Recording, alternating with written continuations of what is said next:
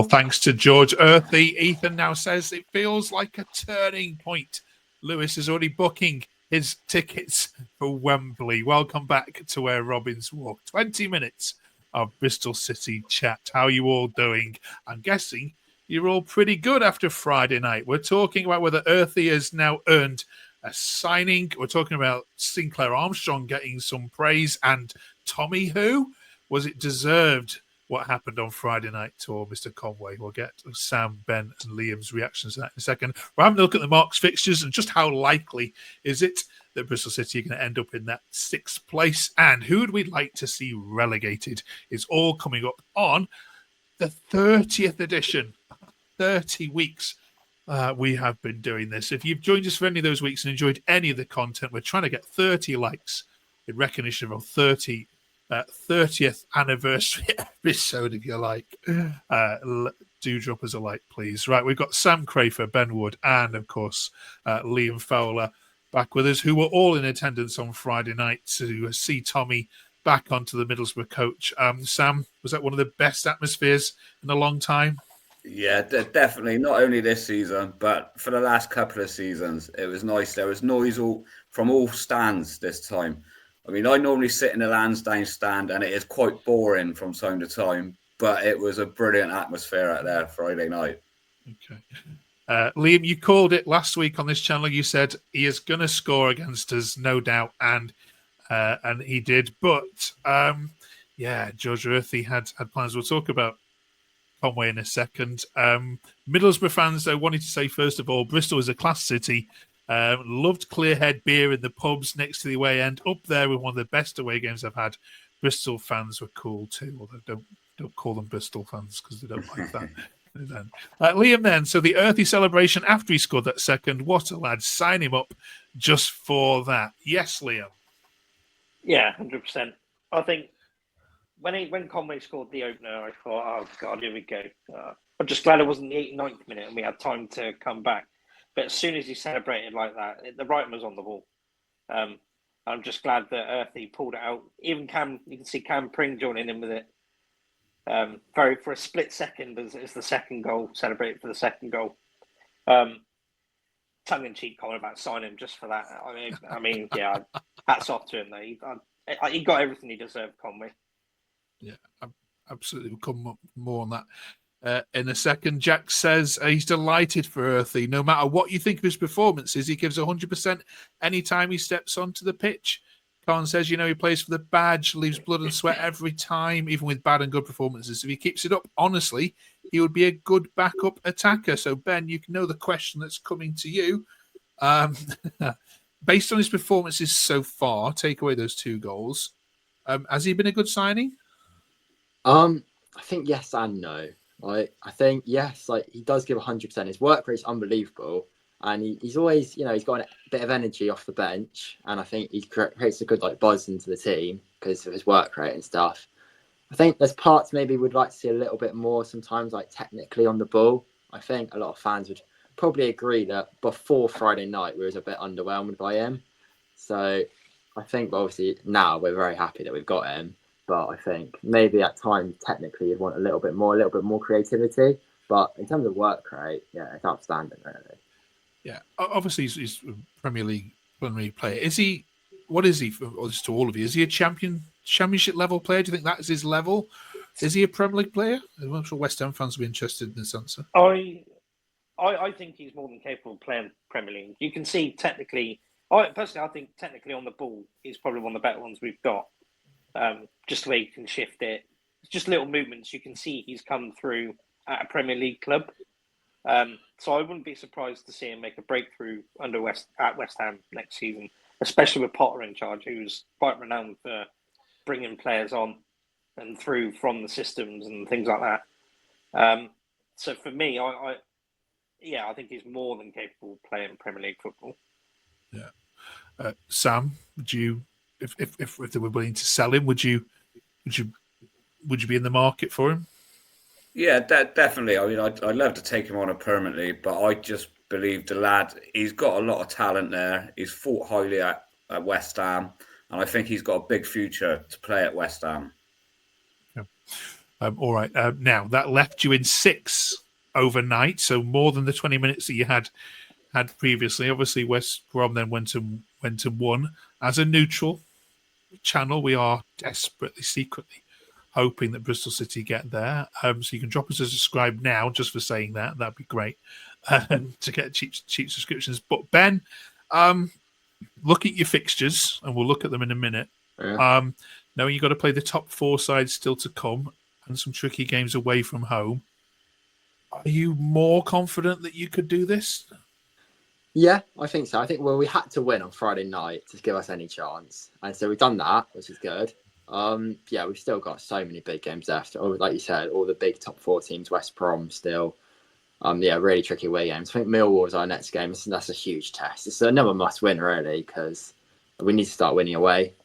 But yeah, I think I'm a little more confident. Yeah. Okay.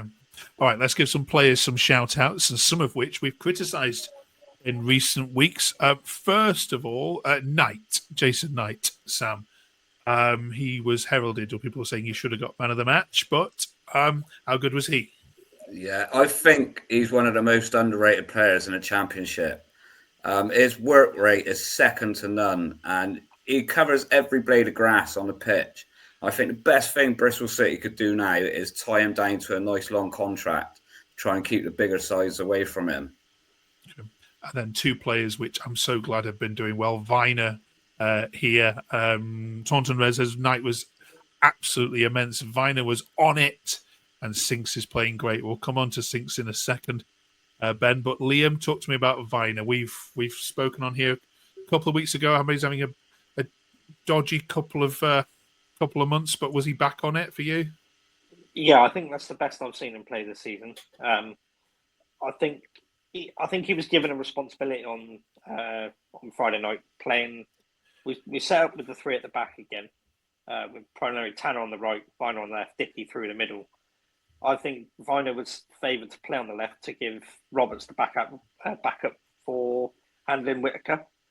And I think between the pair of them, they marshalled him absolutely brilliantly. The only thing he did was kick the ball through for an Iniacho when he was on the floor. Apart from that, he was.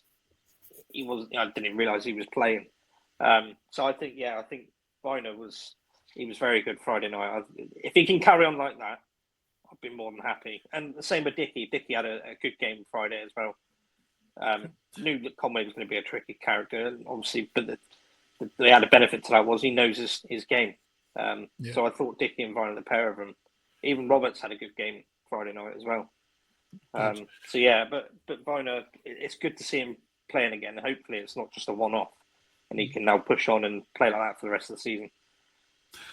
Thanks, Liam. Sinclair Armstrong then, Ben, is I think a player that everyone's been desperate to do well at Bristol City. Many fans were saying that was one of his best performances in a Bristol City shirt so far. Was it for you? Yeah, I think so. I think, he's such a threat. I feel like the past I think since he came back from injury, maybe 5-6 games, he's looked so much better. Like his pace is causing any defenders a problem. His strength, his running in behind, he's really exciting to watch. One of the more exciting players I've seen play up top for Bristol City actually in a few years. Just need to start scoring some goals, but I think it will come. I think it will come for him. He looks a little bit like cleaner with his touches, a little bit. So I think the goals will come, but yeah, he's definitely a real asset that we've got going forward, I think. Okay, good stuff. Thank you all. Now, regular viewers of this particular podcast will know Liam has not been entirely enamoured with Liam Manning throughout the whole of this season. So it was good to see you posting this, Liam, on Twitter. I have to admit, I give Manning stick. That's an understatement of the year when he doesn't change the system. But when you, Earthy, and Pring came on last night, the change to the back four was the exact right thing to do. So fair play to him for that. He completely changed the game. Wow. I nearly fell off my chair. Yeah, likewise. It needed to happen. I think everyone could see it on Friday, the fact that I think if we'd gone to a 4, got a couple more attacking players further forwards, I think Borough were there for the taking. Even when they were 1-0 up, they weren't great. And I'm just glad that when he did, they couldn't handle Hirakawa when he came on. They didn't know whether to stick close to him. get tight, stand off him. If they went tight, he'd flick it around the corner. If they stood off him, he'd just run it as fullback. Same with Earthy as well, to be fair. I think Prin just gave us that little bit more of attacking threat down the left. But yeah, I was surprised to see Mehmeti come off. I thought out of the two, it would have been Twine, because I thought Mehmeti was having a better game than Twine was. But yeah, fair, like I said in the tweet, fair play to Manning.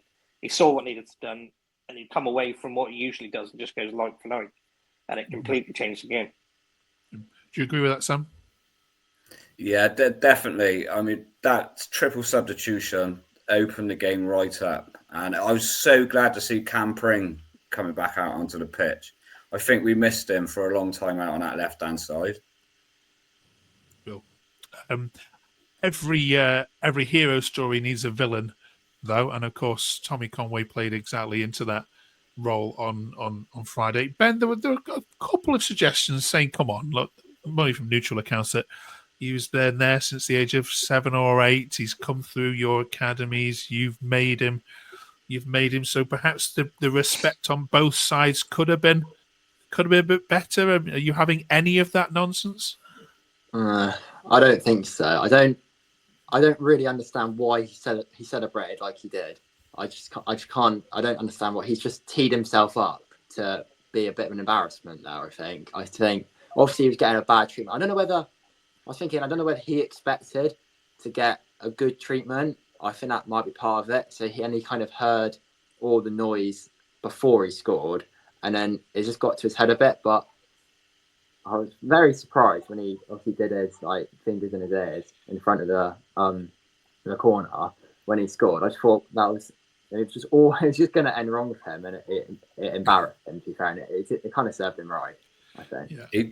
He didn't help himself though with that interview on the Middlesbrough radio today, coming out and slating the City fans.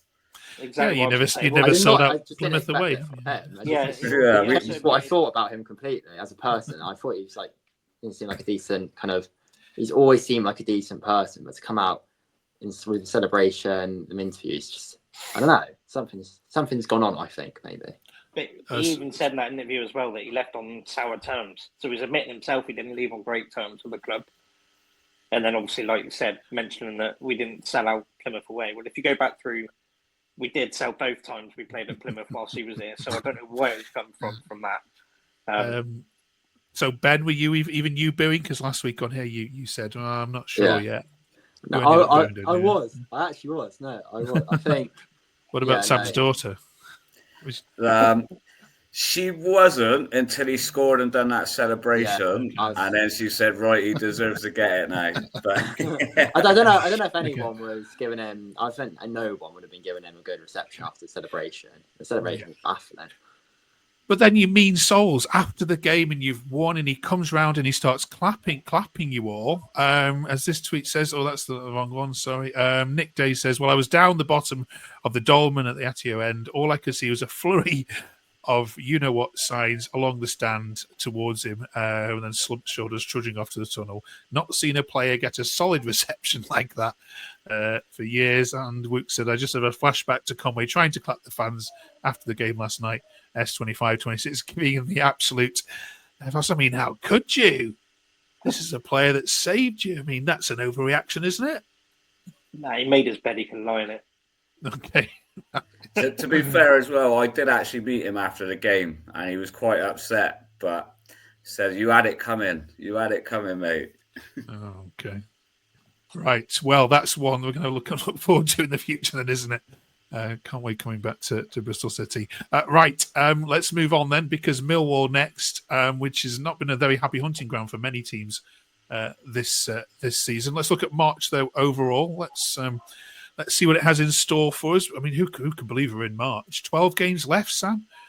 Does it feel like there's only 12 games left to you, given that you've nearly done every game? Yeah, no, this season's gone by way too fast. It's because of all this exciting football we're playing at the moment. Oh, yeah, absolutely. Right, then let's look at this then. So trip to Millwall, and then we've got home games against Hull and Norwich, then trips to Sheffield United and Burnley. So these away trips, Liam, are what's worrying me about your little dive into the playoffs. The home games look all right. because Norwich and Hull are terrible. And Watford aren't great either, but it's these away trips, and we know what you've been like on the road. So, what do you predict March is going to look like? 3 home wins and 2 away losses? I would like to say yes, but you said about Hull. Then they went and beat Sunderland on the week yesterday. So that I don't think there'll be entirely a pushover. Norwich are obviously chasing playoffs as well, so that won't be an easy one. And West Brom, we've got, I think, taking away the home or away games aside, we've got quite a tough run in. I think we've got to play everyone in and around the playoff areas, and then you've got playing teams like Sheffield United, Burnley, and we've also got Leeds who are chasing the automatics. So looking at the fixtures, I think the only game I was looking at it earlier, I think the only game really that I look at and think, okay, that could be quite not guaranteed, but easier than some was Luton and probably Preston on the last day of the season. But looking at March, I'd love to go to Sheffield United and come back with a point. I think they can be beaten. They just have a way to grind out results. They showed that down at Ashton Gate. They weren't particularly great that night, but still went away with all 3. Burnley haven't conceded a goal at home for a long time either, have they? So they've got a hell of a record at home as well. That would be the one I think that would be the toughest out of a lot of them. And Leeds, that's always a difficult game. I know that's not for a while, but looking at March, I'd happily take 10 points again from those block of 6, but it's going to make or break our season. Yeah. We've got to take each game as a cup. I think looking at the Manning mentioned about the scheduling when we played Cardiff on a Saturday, you look at Sheffield United, then we play, that's a Tuesday night, then we're at home on the Friday night against Norwich. So we've only got sort of 2.5 days rest between them. But on the flip side, when we play Millwall, they played on the FA Cup on Saturday. So we've now got 10 days off where they're going to be playing another game in between. So swings and roundabouts. But I think if we can come through those blocks of games with roughly 10 points, I think we'll be still right amongst it. But if we don't, I think that's our season going to fizzle out to nothing. Yeah. So a bit of a bad answer, I know, but it's a cliche of take every game as it comes. Absolutely. Every game's a cup final, as they say. We'll keep all our fingers crossed. Last week we asked you who's going to go up. I think you pretty much predicted Leeds and Sheffield United would do that. This week we're asking all Bristol City fans in the comments to let us know which team would you like to get rid of. Which is the one team set of fans maybe that are getting on your nerves. Who would you like to see go down? So it's not who you think is going to go down. Who would you like to get rid of? So here we are. Who are we sending down to League One? We've narrowed it down to 9 teams. We think everybody above Swansea is now safe, and even really Swansea and Oxford, particularly on 38 and 40 points respectively, are probably going to be thereabouts. But Sam, you've come up against some annoying fan bases. Who would you? Yeah, who would you like to get rid of? There's 2 teams where I hope they have the worst form of their life going into the last games of the season, and it's Swansea and Cardiff. Let's get them out of our league. You'd miss some easy away trips, wouldn't you, if they'd gone? Do you not? Yeah, normally the right Swansea, but Cardiff's been a horrible hunting ground for us over the last few years. So just get rid of the Welsh from our league. They don't deserve to be in here anyway. Okay, Ben, any more diplomatic answers? No, I think it'd be really funny to see Cardiff go down. It would just make me laugh because I think their fans, I don't think they really expect it, and I just think it'd be funny. But then on the flip side, I would miss the derby. It's like one of the highlights of the season. But personally, I'd like to see Luton go down. I'm not a fan of Luton at all. I can't even put a finger on it. I just don't like the club. So yeah. All right. Liam, you can't get rid of a fierce derby, can you? In an ideal world, it would be I'm with Ben, Cardiff, Swansea. But if I had to pick 3, it'd be Swansea, Cardiff, and Luton. Like Ben just said, Luton fans, they're just, when we signed Naismith, they were giving us jibes all over the place, trying to force a rivalry. So I'm quite enjoying the fact that they are rock bottom. So if I had to pick one, absolute nailed on, Luton probably would be, but I'd pair it up with Cardiff and Swansea as well. Okay. Right, let us know in the comments. As a Bristol City fan, who was the one team you'd love to wave goodbye to from this division? And of course, we're glad that Bristol City are in this conversation, aren't we? Because it happened in previous seasons when we'd have your logo on the screen there as well. Right. So next week then it's Millwall, not till the Tuesday night. So we'll see you guys after that game in particular. Thank you very much for joining us. Thanks for all the Tommy love, and we'll see you in 7 days' time.